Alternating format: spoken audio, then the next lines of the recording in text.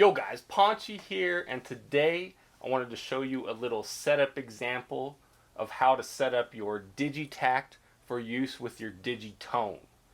Now, this by far is one of the coolest combinations because of the fact that you can have the Digitone handle all of the melodic information and the Digitakt for the beats.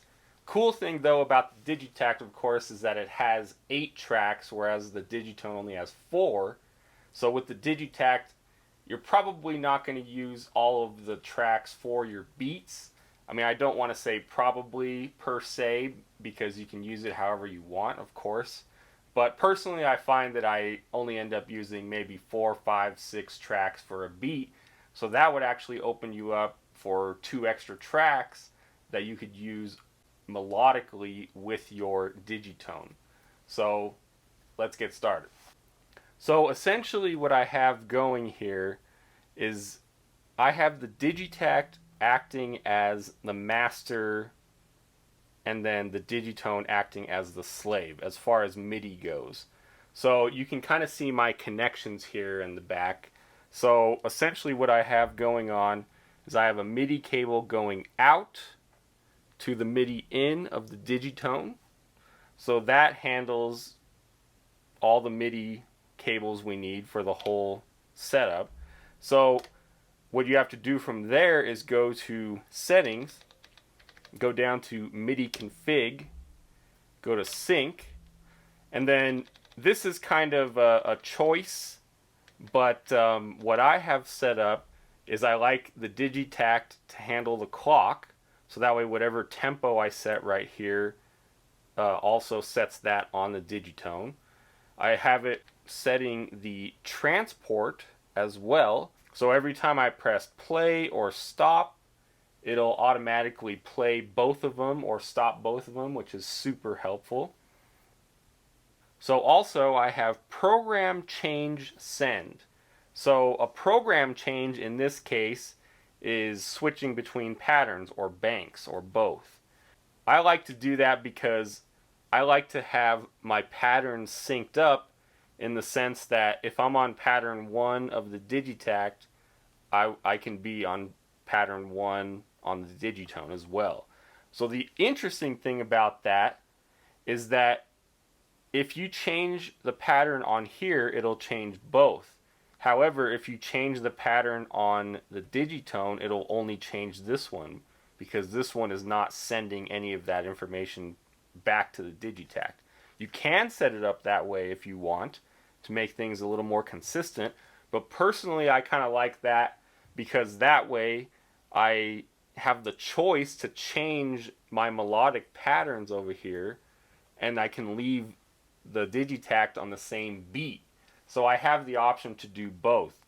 More often than not, maybe, I don't know, at least 75% of the time, I'm just changing programs or patterns from the Digitakt by itself. But I do have that option, which, you know, to me, a live performance allows for some improv, you know. So you never know when you might want to stay on the same beat but change things up on your Digitone, so that way you're not sticking to the same pattern pairs the whole time. So that's it as far as MIDI goes on the Digitakt. But on the Digitone, let's go over to the same menu, settings and MIDI config. Go to sync, and you'll see that I have the opposite set for every grouping here on the Digitone. So clock receive, it receives the BPM from the Digitakt. Transport receives, it receives the play and stop commands, and then program change receive, it receives the pattern changes. So that's my MIDI setup as far as both of those go. So if we back out of there, now as far as my I/O goes, regular audio I/O, I have the Digitone output going into the Digitakt. So the left and right output of here going into the input L and R of the Digitakt. And then, of course, the output of the Digitakt is what I send to, in this case, my interface, But you know, if you were using this setup live, that's what you would send to the PA or to the sound guy. So, and then that's pretty much all I have as far as connections go in the back. I do have both these USB cables hooked up right now because I use Overbridge as well here in my home studio.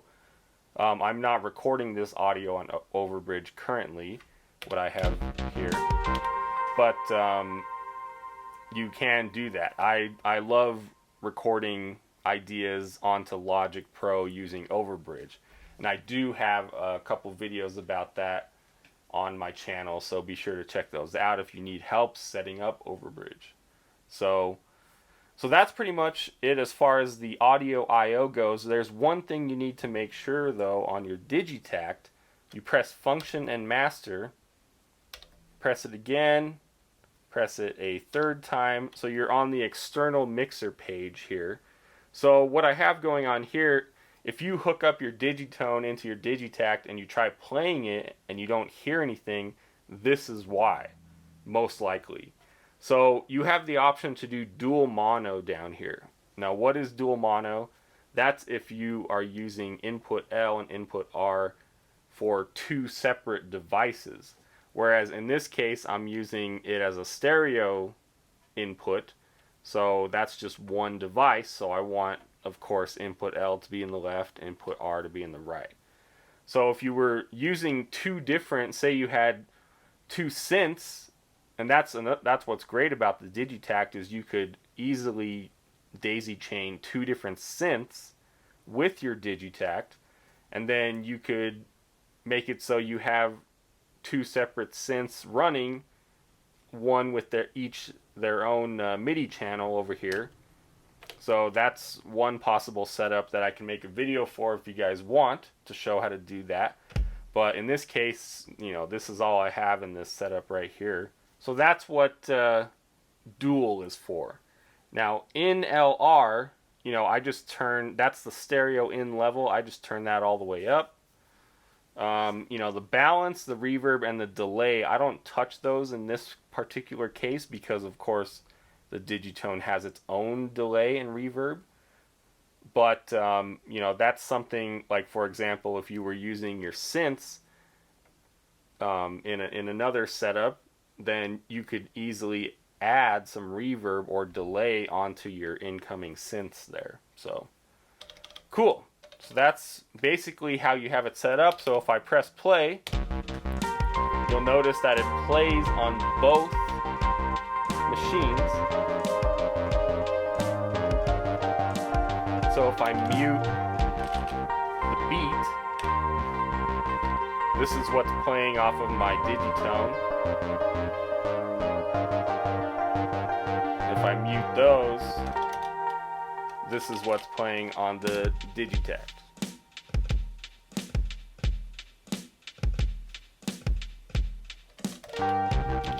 So now, in this case right here, I have this song pulled up that I've been working on. Now, pattern 10 right here is the first part of the song.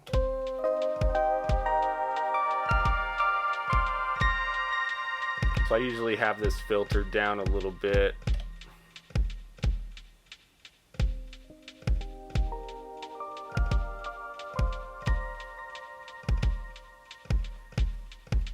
And then whenever I'm done messing with the filter, like if I'm doing this live,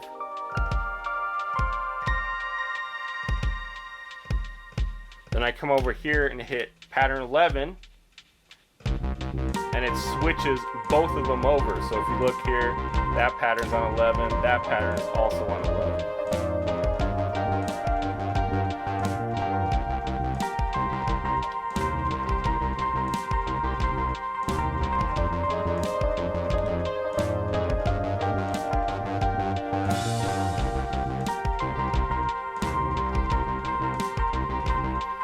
Now the third part of the song I have here is pattern 12.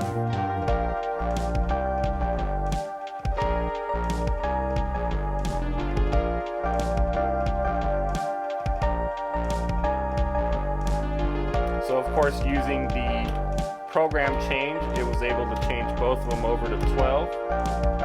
And then I go back to pattern 11. Oops, didn't mean to press that, but if I press pattern 11 here, it changes both of them.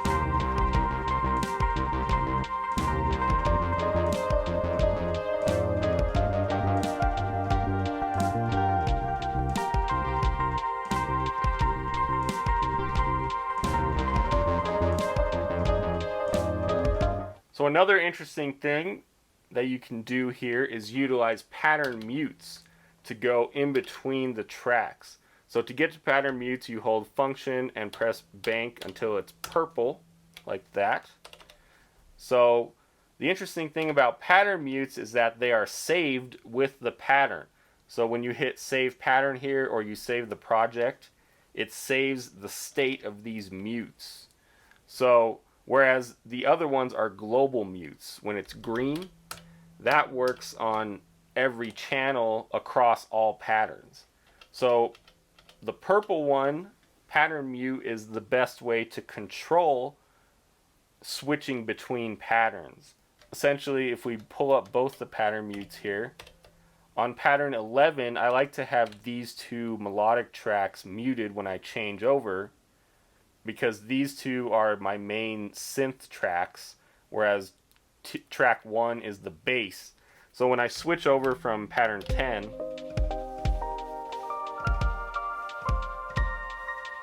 I like to switch over to pattern 11 with these two muted. So watch here.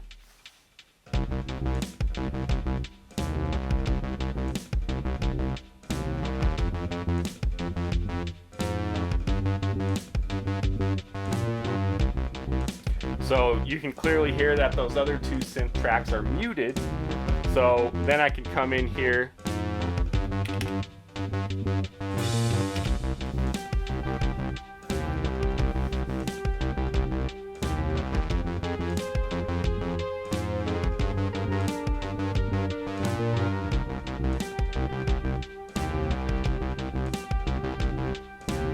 and then as I'm developing the pattern here, the song, I can come in with track 3. You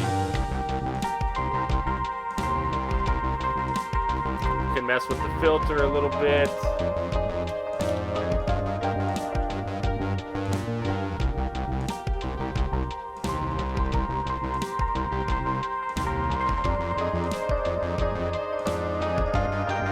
And then switch to pattern 12, for example.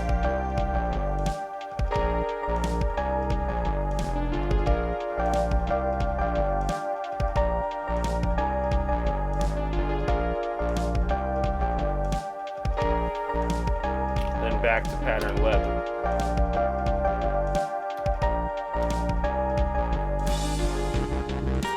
But you'll notice there, when I switched back, those patterns were not muted. So that's definitely something you want to be aware of when you're switching back and forth between patterns. But yeah, that's pretty much it. That's just kind of a basic rundown of how to get your Digitakt and Digitone working together. So I hope that helped you guys, and leave a comment down below if you have any questions, and if you have any requests for any other kind of videos. I'm going to be doing more setup examples like this video of different ways that I use my Elektron devices, with not only with each other but also with other synths like I mentioned earlier. So I'll see you guys in the next video.